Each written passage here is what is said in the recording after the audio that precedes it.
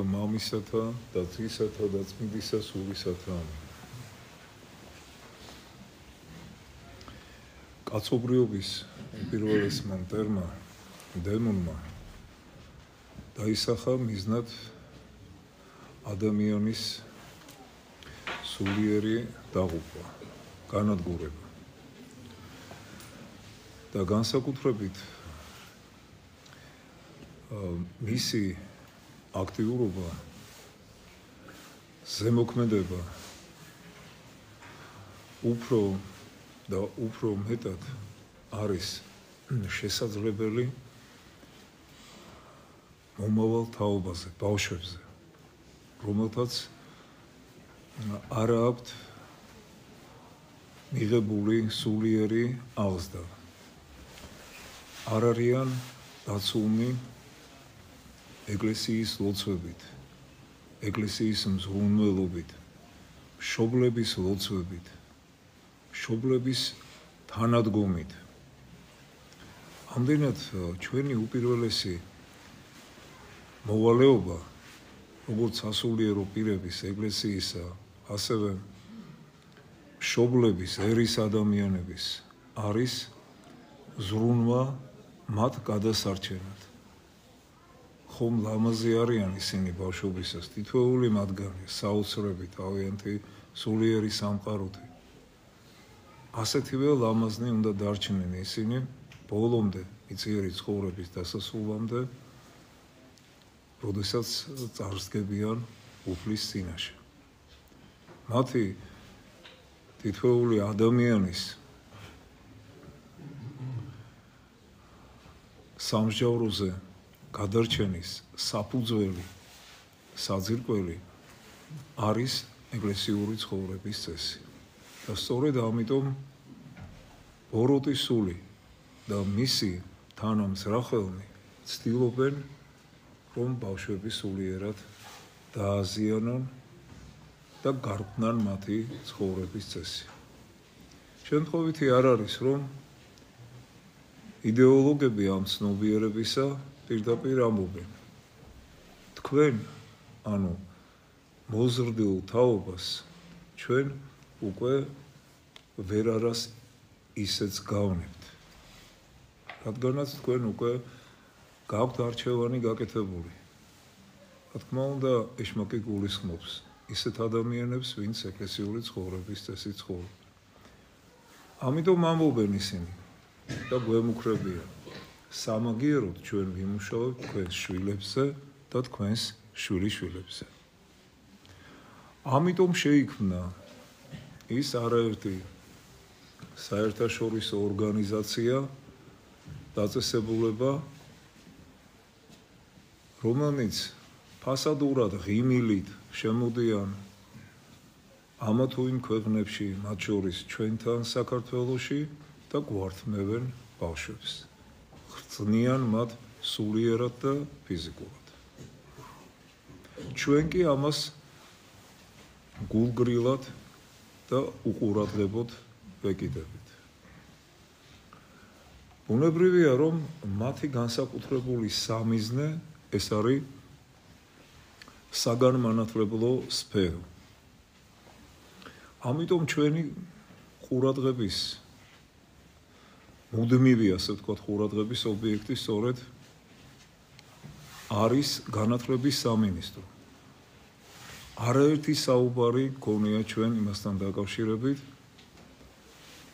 რომ ამ უწყებაში სამწუხაროდ არ არის ყველაფერი ისე, როგორც ჩვენ გვსურს.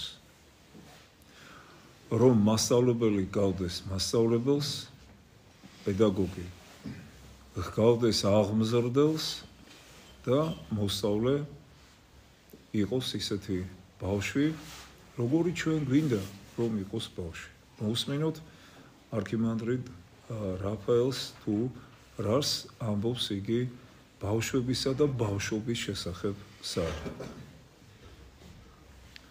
თუ გკითხავენ, თქვენი ცხოვრების რომელი პერიოდი იყო ყველაზე ბედნიერიო, ალბათ უპასუხებთ, რომ ბავშვობა. ბავშვობის მოგონებებს რა გინდა მძიმე და გაჭირვებით სავსეც არ უნდა ყოფილიყო იგი, რაღაც მიმზიდველი ძალა აქვს. ბავშვობაში იყო რაღაც ამოუხსნელი, რაც შემდეგ დავკარგეთ. ბავშვის ემოციური ცხოვრება უფრო ღრმა და მდიდარია, ვიდრე მოზრდილი ადამიანისა.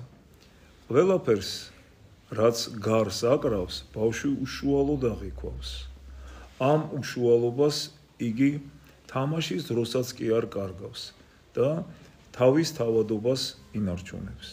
თუმცა კაცობრივი სიწმინდე პირობითი რამ არის, მაგრამ ბავშვი, რომელშიც ვნებებს ჯერაც არ გაუგვიძიათ, სამყაროს სულ სხვა თვალით უყურებს და ხედავს იმას, რასაც ჩვენ უკვე ვეღარ ვხედავთ. ხატოვნად თუ ვიტყვით, იგი ცაში იმ ვარსკვლავებს არჩევს ჩვენი გულგრილი ზერისათვის, რომ უკვე არის დაფარული. ბავშვს უფრო ღრმა განცდა, უფრო გულწრფელი სიყვარული, უფრო ერთგული მეგობრობა შეუძლია ვიდრე მოზრდილს. როდესაც ადამიანს ძალიან უჭირს ბავშვობა, ცხოვრების ნათელ პერიოდად ახსენდება, რომლის შემდეგაც ცას ნაცრისფერი დაედო და ღრუბლებით დაიფარა. თვითონ ბავშვის უბრალოება ჩვენ რომ დავკარგეთ, მისი ბედნიერების წყაროა, მისი უმწეობა კი უდიდესი ძალა. ბავშვობა მარგალიტია კაცის ცხოვრებაში. ახლა კი სულ რომ ეს მარგალიტი წაართვან, ტალახში გადააგდონ და ფეხით გათელონ, ისევე როგორც სულ ცოტა ხნის წინ ტაძრებს ანგრევდნენ და რაღაც დემონური ნიშნის მოგებით ბღალავდნენ სიწმინდეებს. ახლა იმავე ღვთისმბრძოლ ძალებს ბავშვობის შებილწვა სურთ. მათ უნდათ ბავშვები ჩაითრიონ გარყვნილების ჭაობში, ძალით შეუშვან გესლი მათ სისხლში. სატანურ რიტუალებში კულმინაციურ მომენტს ბავშვის მკვლელობა წარმოადგენდა, მისი მსხვერპლად შეწირვა სატანისათვის. ახლა კი სულთ ჩაკლან ბავშვთა სულებში, ჩაკლან არა დანით, არამედ სულიერი შხამით გარყვნილების ჭაობში ჩაახრჩონ, რათა ამ სიბინძურემ თავიდან ბოლომდე გაჟღინთოს და დახრას მათი სულები. ბავშვთა გარსნის საქმეს ნაწილობრივ მშობლები ასრულებენ. როდესაც სახლში პორნოგრაფია შემოაქვთ, ჟურნალ-გაზეთების სახით, ან და დუმილით აძლევენ შვილებს უფლებას, უყურონ ტელეგადაცემებს, სადაც ცხოვრების მთელი ჭუჭყი, უკუღმართი მხარე არის ნაჩვენები. ამასთან გვიმტკიცებენ, თითქოს შეიძლება ჭაობში ისე გაიარო, რომ ტანსაცმელი არ დაისვალო. ბავშვები უფრო მძაფრად ღებულობენ შთაბეჭდილებებს, ვიდრე უფროსები. ცნობის მოყვარეობა ბავშვის ერთ-ერთი დამახასიათებელი თვისებაა. იგი უფრო ძლიერად და ემოციურად განიცდის გარეგან შთაბეჭდილებებს და ისინი მის გულში ძალიან ღრმა კვალს ტოვებენ. მშობლები, რომლებიც თავიანთი შვილების სიწმინდის შენარჩუნებაზე არ ზრუნავენ, იმათზე უარესები არიან ბავშვებს ქუჩაში რომ აგდებენ, ან და შიშვლებსა და მშივრებს რომ ტოვებენ. მაგრამ სატანურ ძალებს ესეც არ ყოფნით. მათ სურთ ძალით გახსნან ბავშვები სკოლებსა და სხვადასხვა ორგანიზაციების მეშვეობით. ამ ორგანიზაციებს გარეგნულად საქველმოქმედო ხასიათი აქვთ, მაგრამ მათი მიზანია ბავშვის ცნობიერებაში ჩანერგონ აზრი, რომ ყველაფერი ნებადართულია. მათი მიზანია მრავალსაუკუნოვანი ხალხური ტრადიციების დანგრევა. მართლმადიდებელი მშობლების გავლენის შესუსტება შვილებზე. სურთ ბავშვთა დაცვის იდეის ნიღაბქვეშ თანდათანობით ჩააგონონ მათ, რომ ხალხის ზნეობრივი წარმოდგენები მხოლოდ ბნელი წარსულის ბნელი გადმონაშთია. ხოლო ქალწულობის შენარჩუნება ქორწინებამდე ის, რაც ადრე პატიოსნებად ითვლებოდა, თვით ინკვიზიციად ან და შვილებზე მშობლების ზალადობა წარმოადგინა. როდესაც ბავშვობას ხრწნიან ეს ძალები ქრისტიანულ ქორწინებას აანგრევენ. ადამიანს შეუძლია თავი გაწიროს იდეისათვის.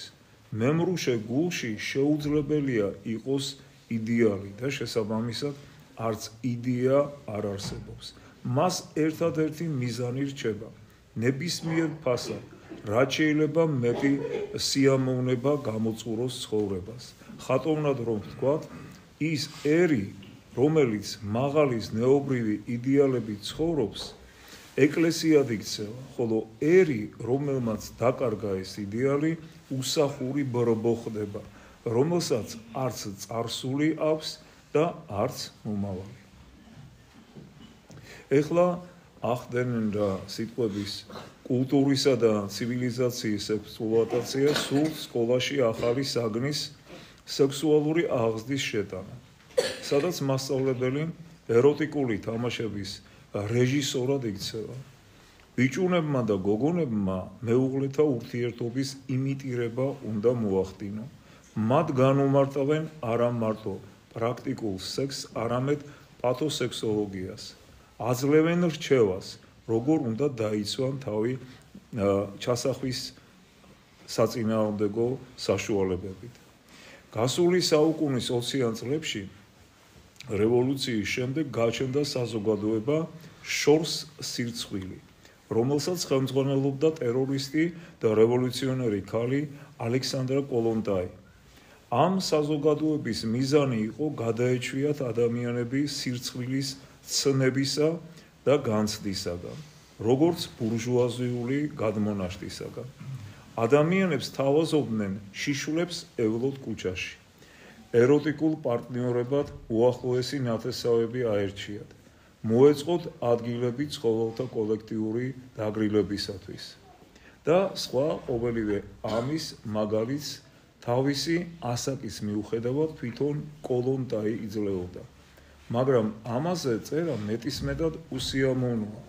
ახლა საზოგადოება შორს სირცხვილი პროგრამას, რომელიც თავის დროზე ვერ განხორციელდა, სხვა მეთოდებით ასრულებენ. არა ბურჟუაზიულ იდეოლოგიასთან ბრძოლის, არამედ დემოკრატიისა და პროგრესის სახელით. თქვენ გახსოვთ ალბათ სწორედ ის საწოდავი არსება, რომელიც შეიჭრა ამასწინათ სამების საკათედრო ტაძარში და შეურაცხყოფა მიაყენა სიწმინდეს ხატს, ამბობდა სიამაყით, დიდი ხაზგასმით, ასე თავისებური სიამაყითა და ხაზგასმით, რომ იყო მეძავი თავის დროზე. და აი სწორედ რომ აი კოლონტაის ამ უსირცხვილო ქალის თანამედროვე მემკვიდრედ გვევლინება ეს ადამიანი. და თქვენ ალბათ იმასაც მიაქციეთ ყურადღება, თუ როგორ მომენტალურად გვერდში დაუდგა მას ამერიკის საელჩო, როდესაც მან ითხოვა დაცვა. თუ სახელმწიფო არ დაუნიშნავდა მას დაცვას, დაუნიშნავდა მას დაცვას ამერიკის საელჩო. მე მგონი მარტივი და გასაგებია, თუ ვინ კურირებდა და ვინ ხელმძღვანელობდა ამ ადამიანის აი ასეთ ვანდალურ ქმედებას და ვინ იცავს ასეთ ადამიანებს იმისაგან, რომ რაიმე ცუდი მათზე არ თქვან და თუნდაც ის, რომ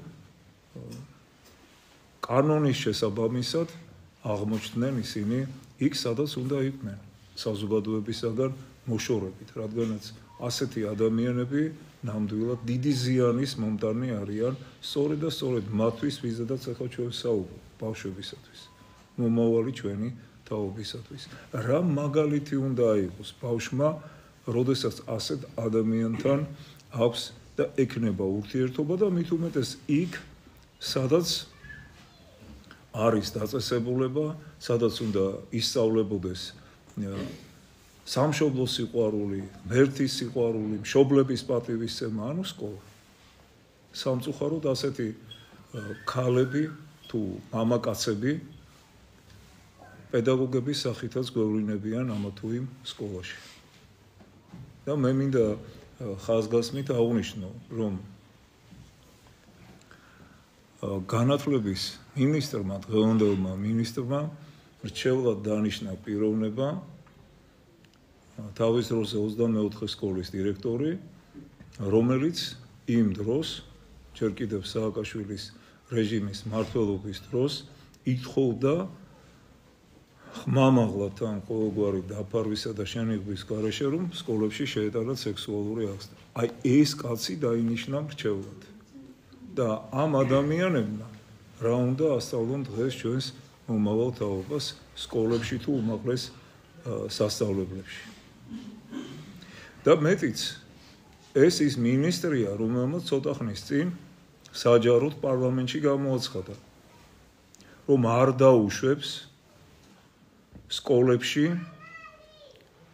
მართლმადიდებლური ეკლესიური წესების შესრულებას.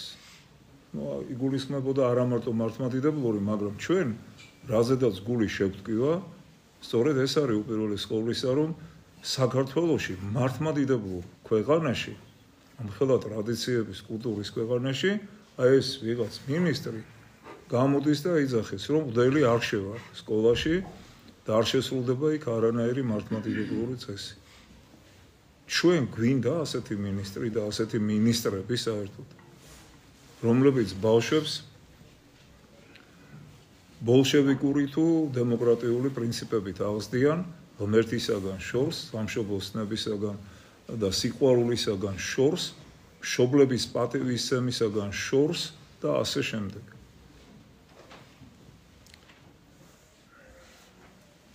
ქალწულებრივ სიმორცხვესა და ყმაწვილურ თავდაბლობას ყველა მართლმადიდებლურ ქვეყანაში დიდ პატივს სცემდნენ. სარწმუნოება და ზნეობა ერს გადარჩენაში ეხმარებოდა. დღეს მრავალი ერი უფრო საშინელი ალტერნატივის წინაშე დგას, ვიდრე წარსული ისტორიული განსასწრებლების ჟამს. ესაა ყოფნა არ ყოფნის საკითხი. საკუთარი სახის, ტრადიციების, სულის, იდეალების, პირდაპირ ვიტყვით ქრისტიანობის შენარჩუნება თუ დაკარგვა. ხოლო აი ასეთი მინისტრები, ასეთი ხელისუფლების წარმომადგენლები სწორედ რომ ერის სულიერ და ფიზიკურ დეგრადაციას უწყობენ ხელს. ამიტომ ბუნებრივია, რომ ჩვენ ამას ვერ შევეგუებით და არ შევეგუებით. მით უმეტეს, რომ არაერთი უკვე შემთხვევაა ჩვენამდე მოდის ეს ინფორმაციები, საკმაოდ დიდი მრევლი ყავს და ვგებულობთ სამწუხარო შემთხვევებს, როდესაც თუნდაც ერთ მაგალითს გეტყვით, ამას წინათ, როდესაც იყო ხსენება 1000 ბევრთა თბილისში წამებულთა 100,000 მოწამის სცენების დღეს, ამ ქალბატონმა, რომელიც სხვა საგანს ასწავლის, არა თქვათ ისტორიას, ან ლიტერატურას, ორიოდე სიტყვით აღნიშნა, რომ აი დღეს არის ესეთი დიდებული დღე, თავის კლასში მიულოცა ბავშვებს და ერთ-ერთი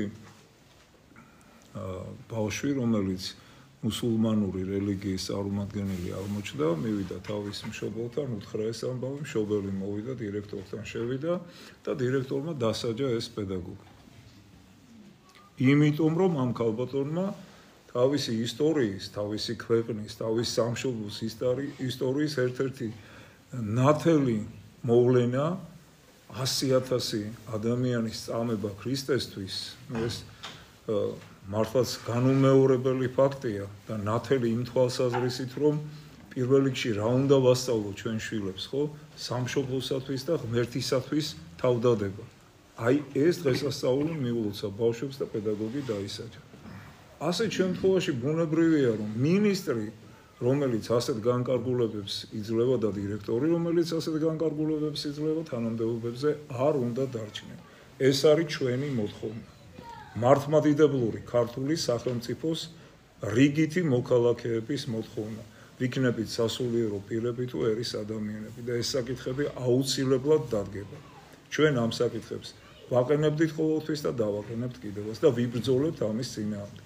არ გვინდა ჩვენს ქვეყანაში არც ბოლშევიკური, არც დემოკრატიული კანონები, რომელიც შეეწინააღმდეგება ჩვენი ბავშვების სულიერ თუ ფიზიკურ დეგრადაციას. მერთმა დაგლოცოთ და გადავიდეთ.